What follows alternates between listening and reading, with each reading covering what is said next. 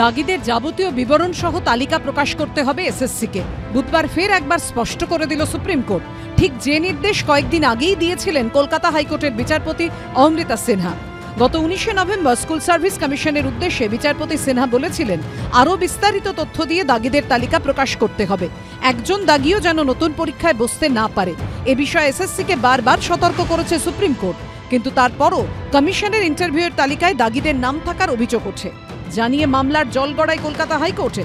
ঠিক এক সপ্তাহ আগে 19শে নভেম্বর সওয়াল জবাবে স্কুল সার্ভিস কমিশনের আইনজীবী বলেছিলেন, মামলাকারীরা 4 জন দাগি প্রার্থীর নাম দিয়েছেন, এদের মধ্যে 2 জন বিশেষভাবে সক্ষম প্রার্থীদের কিছু ছাড় সুপ্রিম কোর্ট দিয়েছে। বিচারপতি অমৃতা সিনহা সঙ্গে সঙ্গে প্রশ্ন ছুড়ে দেন, সুপ্রিম কোর্ট বিশেষভাবে সক্ষম প্রার্থীদের কিছু ছাড় দিয়েছে, তবে এই 2 জন তো দাগি, এরা কেন নিয়োগ প্রক্রিয়ায় অংশ নেবে?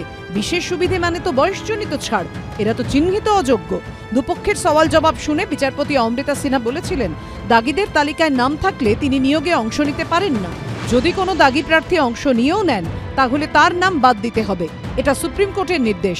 সুপ্রিম কোর্টের রায়ের উদ্দেশ্য এটাই ছিল যে কোনো চিহ্নিত অযোগ্য প্রার্থী যেন নতুন নিয়োগে অংশ নিতে না পারে। সুপ্রিম কোর্টের রায়ের ব্যাখ্যায় কমিশন মনে করেছিল যে বিশেষভাবে সক্ষম দাগিরাও এই নিয়োগে অংশ নিতে পারবে। 2016 এবং 2025-এর নিয়োগ প্রক্রিয়ায় একই ব্যক্তির রোল নাম্বার ভিন্ন ভিন্ন হয়। শুধুমাত্র নাম প্রকাশ করলে কোনো ব্যক্তির পরিচয় নিয়ে নিশ্চিত হওয়া যায় না, একই নামের একাধিক ব্যক্তি হয়।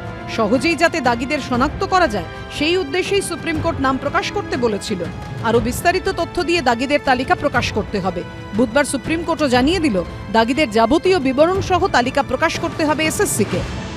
আজকে রাজ্য সরকার নিজেদের চাকরি চুরি ঢাকতে ঘোলা জলে মাছ ধরে একটা গভীর প্রচেষ্টার ফলে আজকের এই দিন আপনাদের দেখতে হচ্ছে। আমাদের এই বক্তব্য প্রথম দিন থেকেই ছিল, এসএসসি 2016 প্যানেলের মামলার পরিপ্রেক্ষিতে যে ফ্রেশ সিলেকশন, যা পরবর্তীকালে ফ্রেশ রিক্রুটমেন্ট, অ্যাফোরশেড পোস্ট, ডিক্লেয়ার ভ্যাকেন্সির কেন নতুন চাকরি প্রার্থীদের সাথে মিলিয়ে দেওয়া হলো, এবং স্কুল সার্ভিস কমিশনের কাছেও আমরা জানতে চাই কেন আপনারা জট পাকালেন। প্রথমে প্রাতিষ্ঠানিক দুর্নীতির দায়ে চাকরি যাওয়া, তারপর ফের নতুন বিধিতে ফ্রেশারদের সঙ্গে পরীক্ষায় বসা, সেই পরীক্ষায় উত্তীর্ণ হয়ে ফের যখন স্কুলমুখ হওয়ার কথা ভাবছিলেন চাকরিহারা যোগ্যরা, তখন কি ফের গোটা প্রক্রিয়ায় প্রশ্নের মুখে পড়ে গেল? অনির্বাণ বিশ্বাস ও ঝিলম করঞ্জাইয়ের রিপোর্ট, এবিপি আনন্দ। এবিপি আনন্দ, এগিয়ে থাকে, এগিয়ে রাখে।